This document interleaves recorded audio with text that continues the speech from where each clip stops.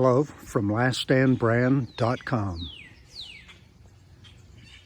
April is the cruelest month, breeding lilies from the dead land, mixing memory and desire, stirring dull roots with spring rain.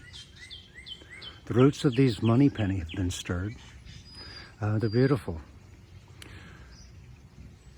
You might wonder why a purple plant like this would be called a money plant, especially since it's been in this country from colonial days when it was brought over on the ships from Europe.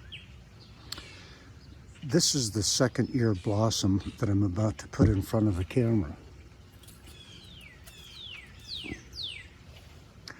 Well, 170 years ago, pennies were about as big as a $50, and that's the way these seed pods dry out on the money penny.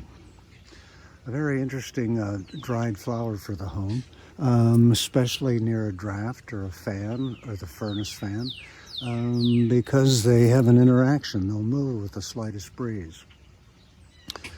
To propagate these plants comes from a rooting or from the seeds, but the first year is a big bust. All it is a small green mound of leaves. The second year, when it makes seed, it puts out this dramatic purple flower, followed by the money penny seed pods.